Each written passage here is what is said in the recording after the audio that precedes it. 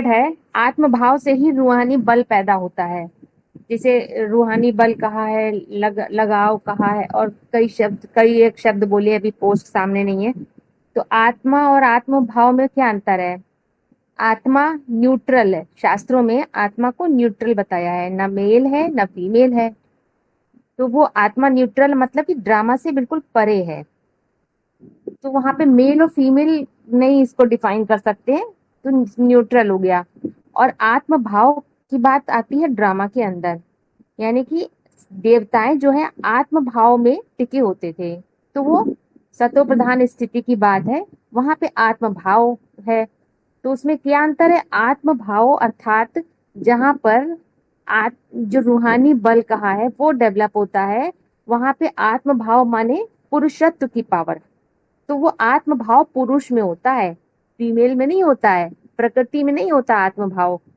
तो जो मन है दो तरह से कार्य करता है। अधोमुखी मन है तो अधो विस्तारवादी प्रकृति के कनेक्शन में है, तो वहां पे कैसा है? फीमेल प्रकृति का भाव है, प्रकृति है, प्रकृति रूप काम करता है। और जब ऊपर की ओर ऊर्ध्वमुखी मन हो जाता है, बुद्धि से कनेक्ट हो जाता है, तो जहाँ पे बुद्धि की प्रधानता है, तो वहां पे पुरुष रूप मन कार्य करता है। वो उसको पुरुष रूप कहा है, पुरुषार्थ, पुरुष अर्थ करते हैं।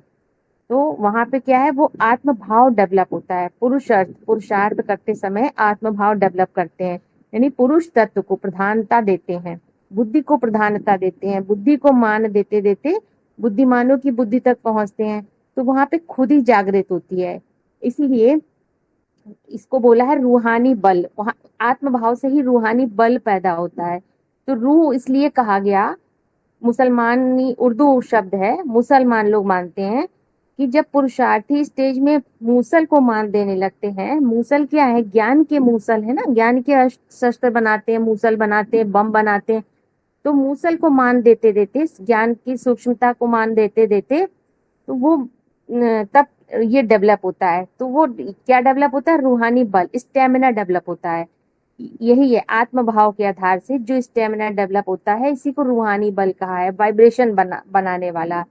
आत्म भाव के आधार पे ही वाइब्रेशन, पुरुष जब पुरुष कंप्लीट हो जाता है पुरुषार्थ करके, पुरुषत्व की पावर डेवलप हो जाती है, तब मन उसमें पूरा टिक जाता है, एकाग्र हो जाता है, तब वाइब्रेशन बनता है। तो उसके आधार पे ही ये शब्द बोला है, इसीलिए मुसलमानी उर्दू शब्द है। तो रूहानी बल, रूहानियत डेवलप हो जाती है। ये फर्क है। आत्मा, ये समझ में आया? आत्मा जो है ड्रामा के बाहर है, और आत्म भाव कहाँ पे डेवलप हो रहा है? आत्म भाव ड्रामा के अंदर की बात है। सात्विक सतयुग और त्रेता में देवताएं आत्म भाव में टिके होते थे, वो ड्रामा के अंदर है। तो वहां पे पुरुष की प्रधानता है, यानी बुद्धि के तत्व की प्रधानता है। और आत्मा को तो न्यूट्रल बताया गया है, वहां मेल और फीमेल का भान नहीं होता है न्यूट्रल में।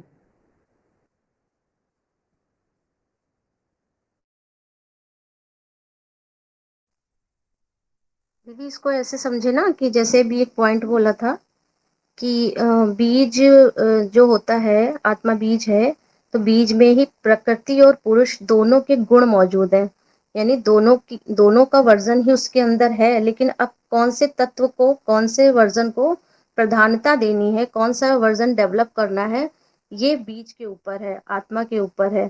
तो यहाँ मेल वर्जन को जब डेवलप करते हैं, पुरुषत्व की पावर इकट्ठा होती है, तो जैसे देवत्व जागृत हो जाता है, तो वो दो स्टेजेस तक, दो युगों तक वो काम आती है, दो समय तक चलता है। और फिर रज की प्रधानता होती है, यानी तब वो प्रकृति तत्व की प्रधानता ऊपर हो जाती है, मेल वर्जन पीछे हो जाता है। तो है तो दोनों मौजूद ना, तो बीज में ही है, तो वो दोनों के गुण है, उसमें क्वालिटी समाई हुई है। जैसे बाबा भी एग्जाम्पल तो देते हैं वो कि जो दो बीज बीज क्या है? मतलब मन जो है वो बीज का काम करता है। जब ऊपर की ओर मुड़ जाता है तो वो पुरुष प्रधान है, पुरुष तत्व प्रधान हो जाता है, पुरुष रूप है, वो आत्म भाव डेवलप हो जाता है। और जब अधोमुखी मन कार्य कर रहा होता है, या विस्तारवादी प्रकृति कार्य कर रही होती है, तो वो स्त्री रूप है, तो वो बीज का काम करता है। तो आप अभी आपने कहा ना कि वो समझता है कि किसको प्रधानता देनी, किसको प्रधानता है। पुरुषार्थ में तो पुरुष ही प्रधान होता है ना, पहले पुरुषार्थ करके पुरुष तत्व को जागृत करते, पुरुष कंप्लीट होता है, तब प्रकृति आती है। तो पहले तो इसमें ये नहीं कि प्रधानता देने वाली बात है, पुरुषार्थ तो पुरुष अर्थ ही करा जाता है, चेतना को ऊंचा करने के लिए किया जाता है। तो उसमें कोई ये डिसीजन थोड़ी लेना है कि पहले प्रकृति को प्रधानता देनी है ना, उसमें तो प्रकृति की महत्व ही नहीं देते। पुरुषार्थ में तो पुरुष के अर्थ ही काम करते हैं। जी दीदी ठीक है, समझ गए, वो बुद्धि तत्व की प्रधानता है, यानी कि उसमें ये नहीं देखना है कि किसको देनी है, ये तो समझ का लेवल है कि अपने को क्या समझा हुआ है, फिर उसके आधार पे पुरुषार्थ चलता है, क्योंकि आत्मा पुरुष है ना, इसलिए आपने जो बोला वो समझ में आ गया। तो यहाँ पे जो बोला गया था रूहानी बल, तो वो किस आधार पे डेवलप होता है, जागृत होता है। रूहानी बल से विश्व के मालिक बनते हो, तो ये कौन सा बल है, कैसे डेवलप होता है। इसे योग बल कहा है, प्रीति बल कहा है, रूहानी बल कहा है। अब देखिए ज्ञान निराकार है, तो और जो योग है वो निराकार नहीं कहेंगे, वो साकार है, इसीलिए इसको रूहानी बल कहा गया है। ये फर्क है, इसीलिए आत्मा अलग है, आत्मा न्यूट्रल है, निराकार है। और यहाँ पे इस संदर्भ में ये बात आप समझ सकते हैं कि आत्मा और रूह, कभी कभी बाबा किसी अर्थ संदर्भ में कह भी देते हैं एक में, लेकिन अगर अलग अलग बोला गया है तो ये भी ध्यान देना चाहिए कि वो क्यों बोला गया अलग अलग। तो वो ये आत्म भाव जागृत करने की बात है। आत्म भाव जब डेवलप होता है, आत्म भाव कब डेवलप होता है, पुरुष अर्थ करते हैं। और पुरुषार्थ किसके आधार पे किया जाता है, पुरुषार्थ कैसे करते हैं, रुद्रमाला के जब मन के हैं, जब मन ऊर्ध्वमुखी हो जाता है, दादा लेखराज ब्रह्मा शरीर छोड़ देता है, तब से पुरुषार्थ शुरू होता है ना। तो सारा परिवर्तन किसके लिए है, मन के ही परिवर्तन के लिए, अधोमुखी मन ऊर्ध्वमुखी हो जाए, तो उसी अर्थ पुरुषार्थ है। तो वहां से पुरुष अर्थ जब करते हैं, आत्म भाव जागृत होता है, तब रूहानी बल, योग का बल, प्रीति बल, ये डेवलप होता है। इससे सारे विश्व की आत्माओं के ऊपर कंट्रोल करते हैं। दीदी इसलिए ये मुरली में बात, तो ऐसा भी बताया गया है, रूहानी बाप रूहानी बच्चों से बात करते हैं, ऐसा भी बताया गया। हाँ और तो आत्माओं का सही बात है, आत्माओं का रूहानी बाप ही बात करेगा। अब सुप्रीम सोल तो डायरेक्ट बात नहीं कर सकता है, सुप्रीम और सोल डायरेक्ट थोड़ी बात कर सकता है बिना प्रवेश किए हुए। नहीं, और एक में भी बोला है, मैं आत्माओं से बात करता हूँ, मैं देहाभिमानी से बात नहीं करता हूँ, ऐसा भी शब्द उपयोग किया गया तो है। जहाँ पे ये कहा तो जाता है आत्मा रूहानी से और बात फिर कर, आत्मा, हाँ जी, ये जब रूहानी और सुनिए, जब आत्मा, आत्मा इसमें से क्या बात डिफरेंस कर, है? हाँ, ये जब बोलते हैं मैं आत्मा से बात करता हूँ, तो केवल अगर आत्मा होगी और संग में प्रकृति काम नहीं कर रही होगी तो कैसे कोई बात करे, मतलब आत्मा कैसे कहेंगे, आत्म भाव है, आत्मा है, शरीर भी है, शरीर के साथ आत्मा है, तभी तो बात करेंगे। शरीर माने देहबान, समझ लीजिए, स्थूल शरीर की बात नहीं हो रही है यहाँ पे। तो ऐसे जब बोलते हैं मैं आत्मा से बात करता हूँ, माने ये बात भी मुरली में कई बार बता दी गई है, आत्मा माने आत्मिक स्थिति वालों से, यानी आत्म भाव वालों से बात करते हैं। केवल आत्मा से, अगर देह भान ही नहीं है तो आत्मा कुछ कर थोड़ी सकती है। जैसे सुप्रीम सोल है, अगर इसको देह नहीं है, किसी में प्रवेश ना करे, तो वो कुछ नहीं कर सकता है, जैसे जड़ है। ऐसे ही यहाँ ये बात समझने की है, जब कहा जाता है मैं आत्मा से बात करता हूँ, यानी आत्मिक स्थिति वालों से, आत्म भाव वालों से बात करता हूँ। योग बल के आधार पे, और ज्ञान निराकार है, योग साकार होता है। मुरली में बोला है ज्ञान तो निराकार है, और योग किससे लगाया जाता है, निराकार से कहीं योग थोड़ी लगता है, निराकार को तो याद किया जाता है। योग निराकार को योग जाना जाता है ना दीदी, निराकार को जाना जाता है और हाँ, याद स्मृति, साकार को किया स्मृति जाता से, हाँ, याद साकार को, मतलब याद जो है साकार शब्द है, निराकार के लिए ज्ञान कहा जाता है और याद साकार है, तो दोनों का मेल हो जाता है शिव बाबा, निराकार और साकार का मेल। तो जब रूहानियत की बात, इसीलिए रूहानी बाप क्या है, शिव बाबा है। रूहानी बाप सुप्रीम सोल को नहीं कहा है, वो तो सिर्फ बाप है, आत्माओं का बाप है, और रूहानी बाप है ये शिव बाबा, निराकार और साकार का मेल जहाँ हो रहा है। तो यहाँ पे दोनों मन और बुद्धि दोनों का वो हो रहा है, सामंजस्य हो रहा है, दोनों का मन का योग कहाँ लगा है, सत्य की तरफ, ऊपर की ओर, तब रूहानियत डेवलप होती है। केवल बुद्धि का तत्व काम नहीं कर रहा, ऐसा नहीं कहेंगे। मन ऊपर की ओर एकाग्र है तो रूहानियत डेवलप होती है। अधोमुखी मन काम नहीं कर रहा है, लेकिन ऐसे नहीं कह सकता कि मन है ही नहीं, मन है लेकिन एकाग्र है, ऊर्ध्वमुखी स्टेज में है, सत्य में एकाग्र हो रहा है, तो रूहानियत डेवलप होती है, वाइब्रेशन तभी बनता है। इसीलिए रूह बोला है, मूसल को मान देते देते तब ऐसी स्थिति बनती है। दीदी आपका कहने का अर्थ ये हुआ, जो बाबा का मुझे ऐसा लग रहा है, रूहानियत जो रूहानियत में जो रहते हैं बच्चे, उनके जो चाल चलन, उनकी चेहरा जैसा नूर जैसा चमकता हुआ रहता है, उसको रूहानियत बोला जाता है। हाँ जी, जैसे बाहर एग्जाम्पल दिया गया रूहानियत के लिए, क्या एग्जाम्पल दिया है मुरलियों में। जैसे कन्या होती है ना, नौजवान कन्या होती है, तो उसके चेहरे पे बड़ी रूहानियत आ जाती है। तो नौजवान कन्या के लिए बताया गया है, तो इसका क्या मतलब हुआ? यहाँ तो नौजवान मतलब 9 तरह की, जो हाँ यहाँ जो धर्म है, 9 धर्म है, उनमें रूहानियत आ जाती है। वो कैसे हो जाते हैं? देह भान के आधार पे, तो जो जो बाहर स्थूल में देख रहे थे धर्मों को, वो बात नहीं है। यहाँ पे वो धर्म कन्वर्ट हो गए, कैसे, कहाँ? आत्म भाव के आधार पे। तो रूहानियत नवजवान, तो 9 प्रकार की वो धर्म कन्वर्ट हो गए आत्म भान के आधार, उनमें रूहानियत आ गई तो कहा गया नौजवान, उनको कहा गया नौजवान। देखिए, जैसे कोई भी व्यक्ति होता है, ड्रामे के अंदर बता रहे हैं, उसमें 2 चीजें काम करती है। एक उसका जो उसने पढ़ाई लिखाई की होती है, जो उसकी समझ होती है, वो काम करती है। उसको हम मेल वर्जन कहते हैं। किसी भी व्यक्ति के ऊपर ये अप्लाई कर रहे हैं तो आप देख सकते हो। और उस समझ के आधार पर जो वाणी पर प्रभाव, उसके अंदर आत्मीयता, बाहर ब्रॉड ड्रामे के अंदर की बात बता रहे हैं, उसके अंदर लीनियंसी, उसके अंदर सुंदरता, किसी व्यक्ति की बात डिफाइन कर रहे हैं, उसके अंदर भोलापन। अब ध्यान दीजिएगा, 2 काम करती हैं चीजें। मेल वर्जन में समझ काम करती है।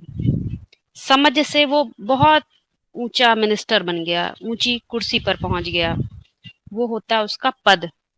उस पद पर होने पर जो क्वालिटीज होती हैं, उसको हम फीमेल वर्जन से जोड़ते हैं।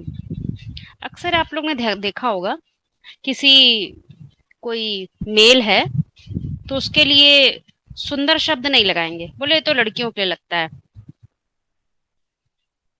कोई बोलेंगे कि इनकी वाणी बहुत मीठी है, तो ये बोलेंगे ये लड़कों के लिए शब्द नहीं लगता, तो लड़कों के लिए अलग शब्द बनने लग गए, लाइक हैंडसम। तो उस तरह से उसका जो वाणी है बहुत वो है, प्रभावशाली है, तो प्रभावशाली उसके लिए वर्ड लगेगा, और फीमेल का डिस्क्रिप्शंस अलग से दिए जाएंगे। तो अब आप ध्यान दीजिए कि एक ही व्यक्ति के में दोनों ही क्वालिटीज होती हैं, एक समझ की जो मेल वर्जन है, और उसके आधार पर जो उसके अंदर क्वालिटीज डिफाइन होती हैं, वो फीमेल वर्जन होती हैं।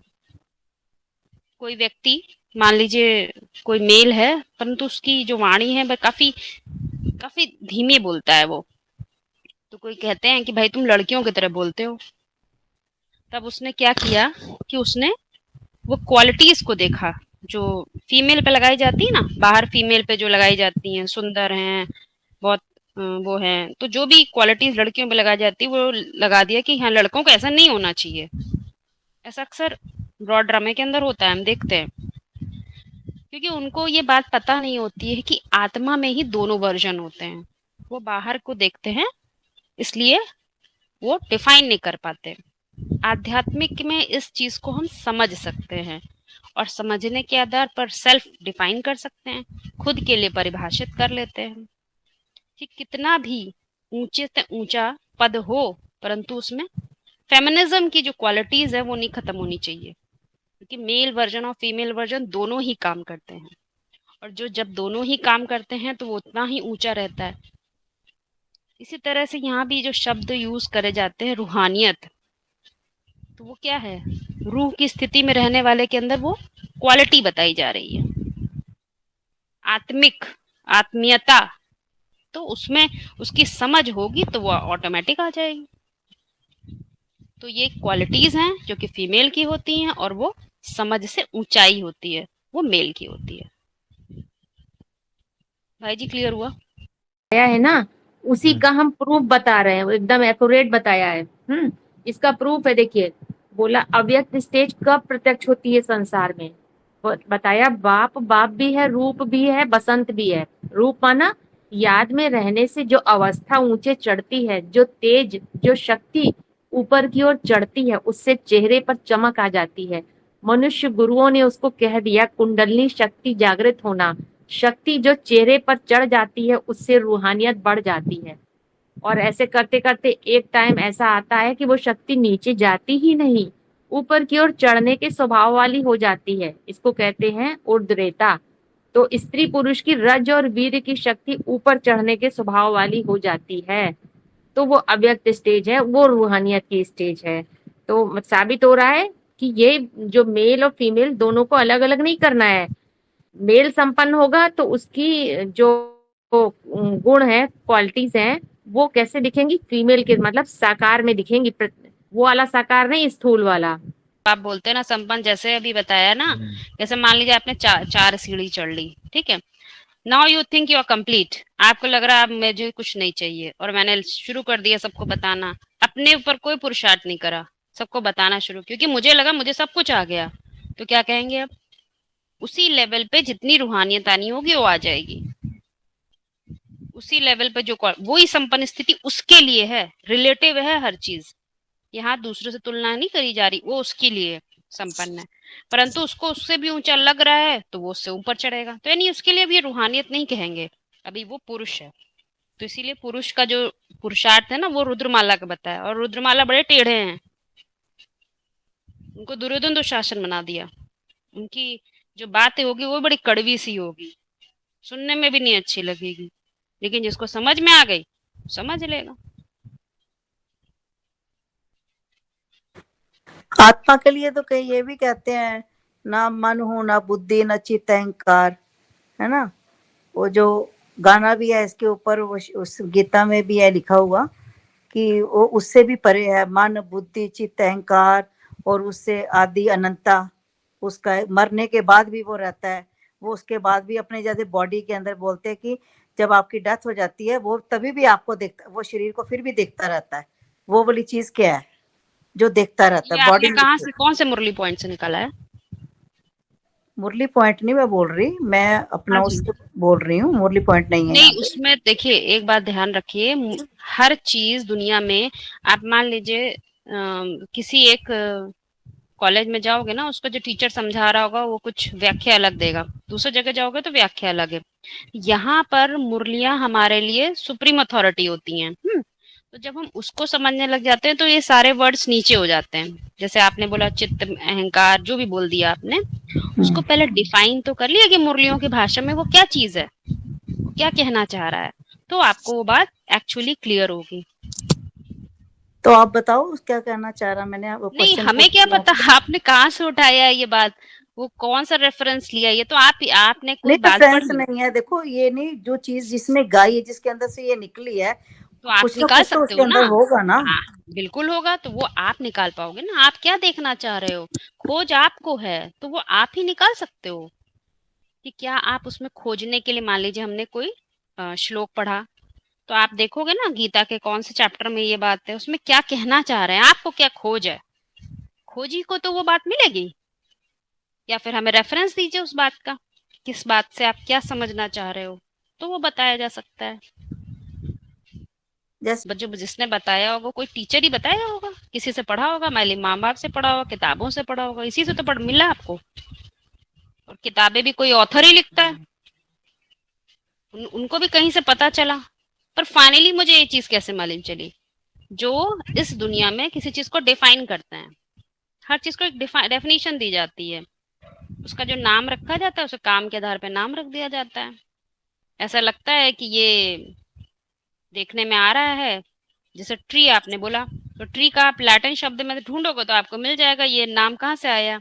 इसके ओरिजिन में कोई नाम होगा, उस नाम से ये निकला है, इसलिए उसका नाम ट्री रखा गया। ऐसे यहाँ पर भी होता है। जितने भी शब्द आपको महावाक्य में मिलते हैं उन सब के ओरिजिन है कहीं ना कहीं।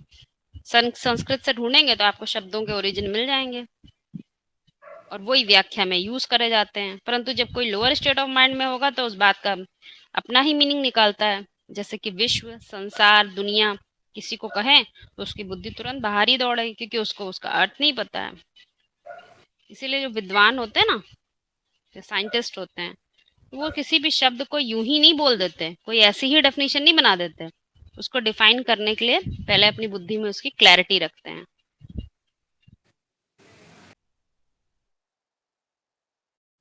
दीदी एक बात इसमें बोलना चाह रहे हैं कि जैसे रूहानी के लिए कहते हैं ना, रूहानी स्टेज, तो वो एक स्टेज है, आत्मा कोई स्टेज तो नहीं है ना, तो ये भी तो बात है इसमें। वो दीदी देखो, शब्दों से तो हम उसको कई तरीके से समझ सकते हैं, मुरली में पॉइंट्स भी आते हैं, इसलिए ये सब्जेक्ट ऑफ डिस्कशन इतना है नहीं। जितना था उतना दीदी ने क्लियर कर दिया, ठीक है। आप लोगों को डिफरेंस समझ में आया कि शब्द दो बोलते हैं। जैसे मान लीजिए, उदाहरण ले लेते हैं, एक विश्व है, एक संसार है, एक दुनिया है। अब मुरली में ऐसे कई जगह आया है जहां दुनिया को दोनिया बोला है, वहां संसार वर्ड नहीं यूज किया है, क्योंकि वो कोई बात समझाना चाह रहे हैं, जबकि मीनिंग तो ऑलमोस्ट एक ही है तीनों का। तो क्या करोगे आप? डिफरेंशिएट करने में लगोगे कि मुरलियों के गहराई में जाओगे? उत्तर दीजिए। गहराई समझेंगे दीदी, लेकिन बस अर्थ, हाँ बात वही खत्म हो बात है। गई। जैसे दीदी ने समझाया ना, वो बात तो स्पष्ट हो गई है कि हाँ, रूहानी वो और उतना ही आत्मा, हाँ समझने के लिए बहुत है कि वो बहुत है, हाँ। रूहानी शब्द और जो दो शब्द यूज करे ना, वो अलग अलग शब्द। जैसे अब आप ये देखिए, गॉड यूज करा जाता है कहीं पर, क्या अल्लाह यूज किया गया, खुदा यूज किया। तो जब वो एक पर्टिकुलर सेंस में कोई बात कर रहे हैं, एक संदर्भ में बात कर रहे हैं, तो उसलिए वो कुछ समझाना चाह रहे हैं, कोई इशारा दे रहे हैं। और बाकी तो जैसे मुसलमान है, इस्लाम है, वो भी कभी कभी एक ही शब्द लगते हैं कि जैसे बोलते हैं, कहेंगे एक ही धर्म, तो मूल में एक ही है इस्लाम। तो फिर हम उसमें विरोधाभास पैदा करेंगे, तो फिर हम डिस्टर्ब हो जाएंगे। इसीलिए हर बात को देखो कि वो क्या समझाना चाह रहे हैं, ये पकड़ना बहुत इंपॉर्टेंट है। ही है, जितना एक्यूरेट किसी बात को हमने समझा होगा, उतना एक्यूरेटली वो नक्शा तैयार हुआ होगा। ध्यान रखिएगा, ये ज्ञान किसी दूसरे को समझाने के लिए नहीं है, समझने के लिए। हमने यदि नक्शा सही नहीं बनाया तो हम ही चूकेंगे बार बार नक्शे सही चलने पर। दूसरे को कुछ नहीं होने वाला है, ये बिल्कुल एक्यूरेट चीज है। इसीलिए बार बार बोलते हैं स्व की सेवा। स्व की सेवा से निश्चिंत हो जाइए, फिर पर की सेवा स्वतः होती रहेगी, क्योंकि फिर आपको पर की सेवा डिस्टर्ब नहीं करेगी। एक एग्जाम्पल देते हैं आपको। अभी थोड़े दिन पहले कॉल आई थी, तो उन्होंने बोला कि आप बोलते हो हर चीज आत्मा के अंदर है, तो प्रैक्टिकल तो कुछ करोगे नहीं आप लोग, आपको प्रैक्टिकल से तो कोई मतलब नहीं है। फिर एक और आया, उन्होंने बोला आप भट्टी चल रही है, आप प्रैक्टिकल भट्टी में नहीं आ रहे हो। आप भले कितनी भी पढ़ाई कर लो, परंतु जब माउंट आबू जाना पड़ेगा तो फिर क्या आपका प्रैक्टिकल कोई वो आत्मिक स्थिति नहीं बनी होगी, प्रैक्टिकल आपकी याद नहीं होगी, तो आप जो परिस्थितियां होंगी उससे कैसे आप अपने को निकालोगे? ये उन्होंने प्रश्न पूछा। अब आप बताइए, दोनों की स्टेट ऑफ माइंड क्या कहना चाह रही है, क्या लग रहा है आप लोगों को? बताएं, उत्तर दीजिए।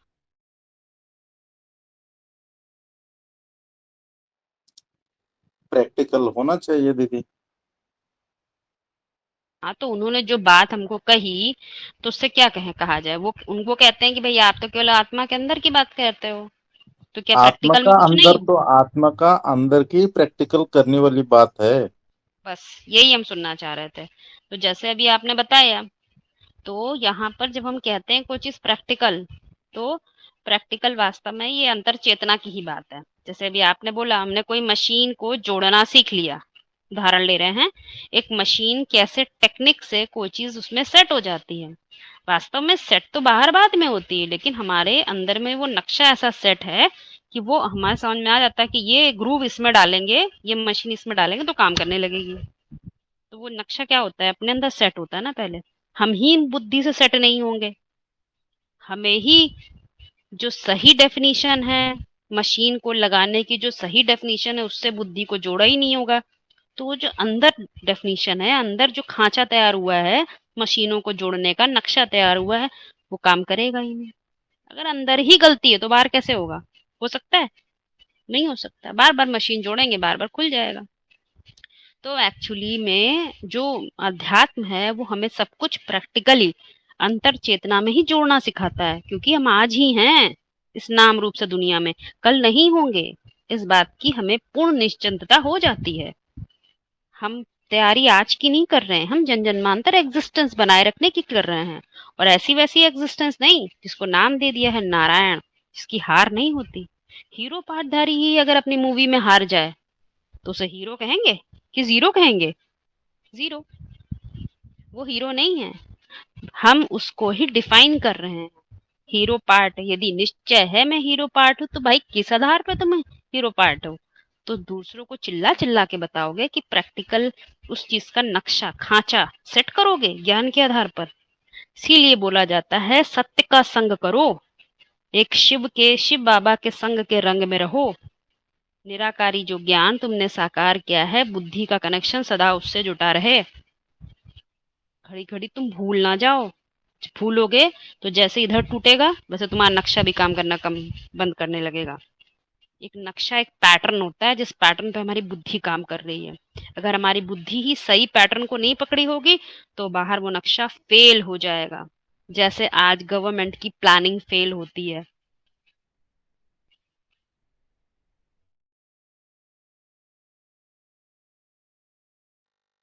तो संग का रंग क्लियर हो रहा है? प्रैक्टिकल संग का रंग, सत्य का संग करना है।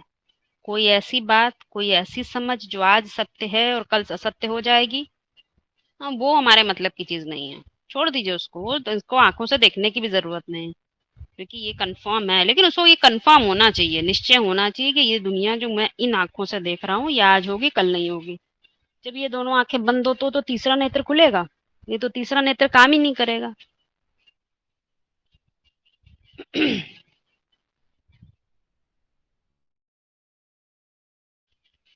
संग का रंग क्लियर हो रहा है? क्योंकि हाँ जी। संग किसका करना है ये बहुत इंपॉर्टेंट रखना है। तो बुद्धि से संग किया। फिर एक महावाक्य में बोला जाता है कि इंद्रियों से ही संग का रंग किया जाता है। तो अब इंद्रियां मतलब हमें आध्यात्म ज्ञान इंद्रियों से नीचे का कोई कनेक्शन ही नहीं है। ज्ञान इंद्रिया हर चीज को, ज्ञान के जो पॉइंट्स है, जो सत्य दुनिया में फैला हुआ है या असत्य दुनिया में फैला हुआ है, उसको ज्ञान इंद्रियां रिसीव करती हैं। तो ज्ञान इंद्रियां का रिसीव करना मतलब उस चीज को प्रैक्टिकली समझ लेना, उस चीज का एग्जाम्पल सेट कर लेना, उस चीज का अपने अंदर के एग्जाम्पल तैयार कर लेना, अपने ही लिए, दूसरों के लिए नहीं। तो जैसे कि क्या हुआ, वो ज्ञान इंद्रियों ने वो चीज रिसीव कर ली, तो क्या हुआ, समान बंधन। जैसे सत्य चलता है वैसे ही सत्ता को समझना हमारा काम है, क्योंकि सत्य की सत्ता में चलना है तो सत्य को समझना होगा। एग्जाम्पल ले लेते हैं, किसी कंपनी में आपको अकॉर्डिंग टू कंपनी चलना है तो आपको कंपनी के लॉस पता होने चाहिए। अगर आपको उसके नियम कानून ही नहीं पता है तो आप उस कंपनी के अंदर आज चलेंगे, हो सकता है कल आज मैनेजर के लेवल पे हो, कुछ दिन बाद उसके नियम तोड़ेंगे तो जी सीधे जाके प्यून बन जाएंगे, बॉडी वो गार्ड बना के रख दिया जाएगा आपको। अगर ऊंचा उठना है और उसकी सत्ता पर अपने मेंटेन करना है तो आपको रूल्स और रेगुलेशन पता होने चाहिए और अपनी बुद्धि को उसी के अकॉर्डिंग चलाना चाहिए। इसी तरह ये ईश्वरीय सत्य की सत्ता है। ईश्वर श्रेष्ठ से शासन करता है, वो इस नीचे का नहीं है जो आज चले कल नहीं चले। कोई वाचा के लेवल पे कितना भी चला ले अपना, थोड़े दिन चलेगी, ज्यादा नहीं चलेगी। कोई अपने घंटे घंटे लेक्चर्स देता रहे बड़े बड़े, कोई ढेर सारे संगठन बना ले, पर वो सत्य की सत्ता नहीं है। सत्य को पकड़ो, उसके संग के रंग से काम होता है। उसका संग का रंग रहेगा तो ईश्वरी सत्य की सत्ता की छत्र छाया में रहेंगे। तो नारायण बोला है नाम का, व्यक्तित्व का नाम क्या, नारायण। वो ज्ञान जल में रमण करता है, उसको पता है इसमें रहूंगा तो मेरा कभी हार नहीं होगी, हार नहीं खाऊंगा विदेशी धर्मियों से। ऐसे योगी का व्यक्तित्व है। आपको शायद कुछ समझ में आ जाए।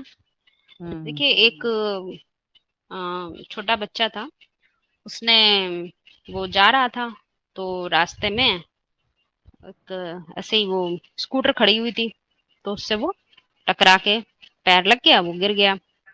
तो माँ बाप बचपन में उसको बच्चे को कहते हैं कि ये स्कूटर नहीं है, ये शैतान है, ये गंदा स्कूटर है, इसको ऐसे मार दो, इसने तुम्हें गिरा दिया, ऐसे कह देते हैं। तो बच्चा था, उसे पता नहीं, उसने समझ लिया ये कोई स्कूटर है, ये गंदा है, इसमें कोई गंदा व्यक्ति है, ऐसे करके बता दिया उसे, वो उसको वैसे मार देता है, समझता है ये गंदा है। ऐसे ही मान लीजिए, ऐसे एक जुड़ा हुआ एग्जाम्पल दे रहे हैं। फ्रिज है, तो बच्चे को पता नहीं होता है, तो बच्चा बार बार उसमें खोलता है, तो माँ बाप उसको बचाने के लिए फ्रिज में हाथ, कहीं करंट ना लग जाए, इसलिए वो कहते हैं फ्रिज ये इसको मत खोलना, इसके अंदर एक गंदी आंटी बैठी है, डरावनी आंटी, भूतनी बैठी है, कुछ भी ऐसा कह दिया।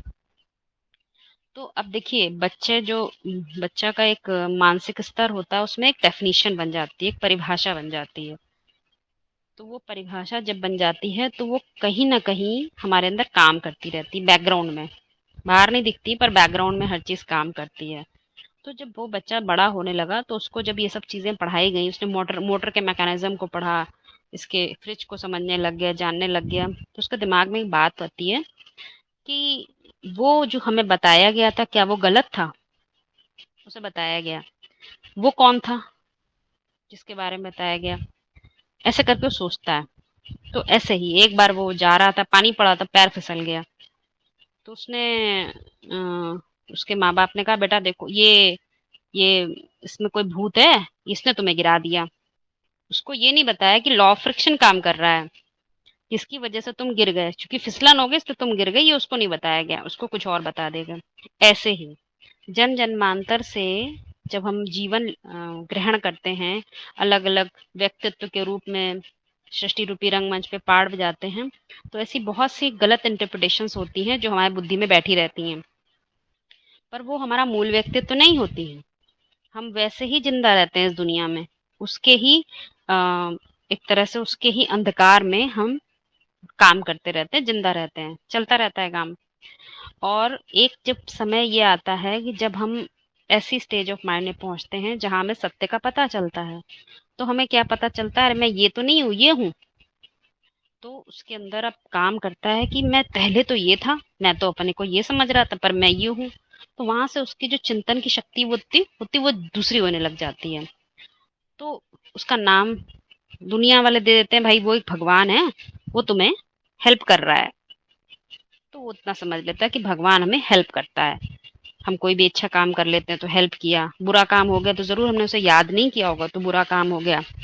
अब थोड़ा और ऊंचाई पे आते हैं, थोड़ा और उसके वो अंतर चेतना उसकी और ऊंची उठी, तो उसे समझ में आया, उसे समझ में आ गया कि एक ही डाल पे दो पक्षी बैठे हैं, एक अभोक्ता है, एक भोक्ता है।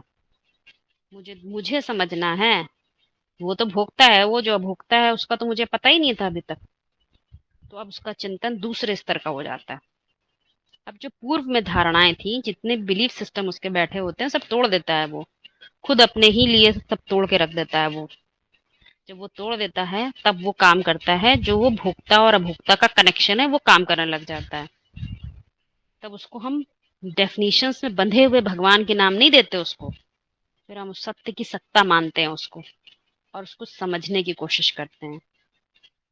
वो जो समझ होती है, वो हमें क्या, वो हम जब समझते हैं, तो जैसे कि अंतर चेतना के जगत में प्रवेश कर जाते हैं, आध्यात्म में प्रवेश कर जाते हैं। तो हम सोचने लग जाते हैं कि सत्य ये कह रहा था, मैं ऐसा कर रहा था, मैं और मेरे जो पीछे जो सपोर्ट करने वाला है, दोनों में क्या रिलेशन है? एक मैं हूं और एक मेरा कारण है। मेरे होने का कारण एक कॉमन मैन नहीं है, मेरे होने का कारण एक हीरो पार्टधारी है, और मैं तो ये कर रहा हूँ। तो उसको ये जो दो अलग अलग दिखते हैं, उसमें वो सामंजस्य बैठाना चाहता है। वो जानता है कि मैं, ये मेरा रोल नहीं है, तो वो अपने को ऊंचा उठाने का प्रयास करने लग जाता है। तो ये जो बातें हैं ना, ये हमको समझनी चाहिए। यही दो हैं, कोई अलग से नहीं, कोई दूसरा है। उसकी